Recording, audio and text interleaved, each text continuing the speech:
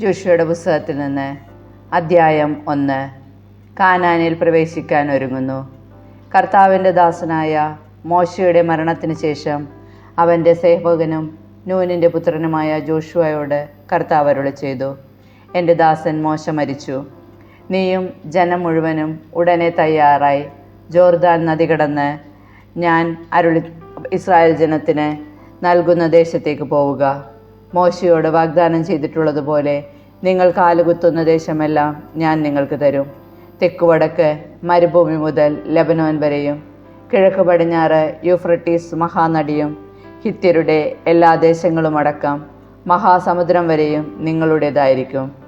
നിന്റെ ആയുഷ്കാലത്തൊരിക്കലും ആർക്കും നിന്നെ തോൽപ്പിക്കാൻ സാധിക്കുകയില്ല.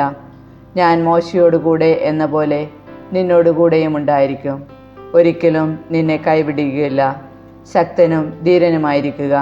ഈ ജനത്തിന് നൽകുമെന്ന് ഇവരുടെ പിതാക്കന്മാരോട് ഞാൻ വാഗ്ദാനം ചെയ്തിരുന്ന ദേശം ഇവർക്ക് അവകാശമായി വീതിച്ചു കൊടുക്കേണ്ടത് നീയാണ്. എൻ്റെ ദാസനായ മോശ നൽകിയിട്ടുള്ള എല്ലാ നിയമങ്ങളും അനുസരിക്കുകയും ശക്തനും ധീരനുമായിരിക്കുകയും ചെയ്യുക. അവയിൽ നിന്ന് ഇടം വലം വ്യതിചലിക്കരുത്. നിന്റെ ഉദ്യമങ്ങളിലെല്ലാം നീ വിജയം വരിക്കും.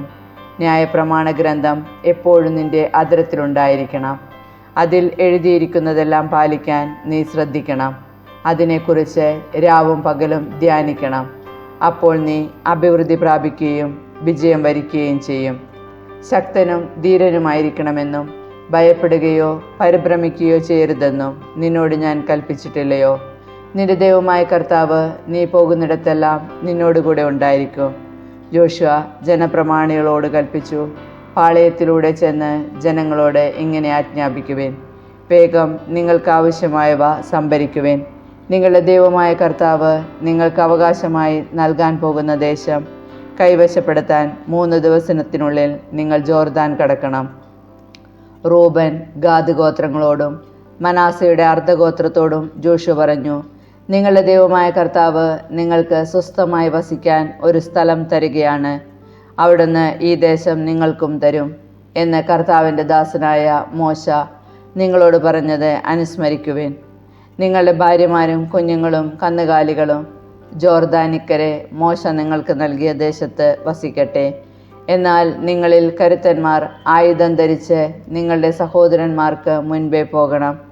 നിങ്ങളുടെ ദൈവമായ കർത്താവ് നിങ്ങൾക്കെന്നതുപോലെ നിങ്ങളുടെ സഹോദരന്മാർക്കും ആശ്വാസം നൽകുകയും അവിടുന്ന് അവർക്ക് കൊടുക്കുന്ന ദേശം അവർ കൈവശമാക്കുകയും ചെയ്യുന്നതുവരെ നിങ്ങൾ അവരെ സഹായിക്കണം. അനന്തരം മടങ്ങി വന്ന് ജോർദാനിക്കരെ കിഴക്കുവശത്ത് കർത്താവിൻ്റെ ദാസനായ മോശ നിങ്ങൾക്ക് അവകാശമായി തന്നിരിക്കുന്ന സ്ഥലത്ത് വസിച്ചുകൊള്ളുവിൻ.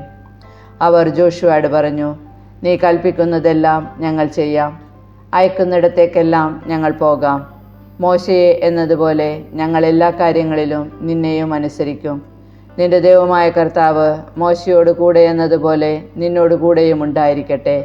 നിന്റെ ആജ്ഞകൾ ധിക്കരിക്കുകയും നിന്റെ വാക്കുകൾ അനുസരിക്കാതിരിക്കുകയും ചെയ്യുന്നവൻ മരിക്കണം. നീ ധീരനും ശക്തനുമായിരിക്കുക.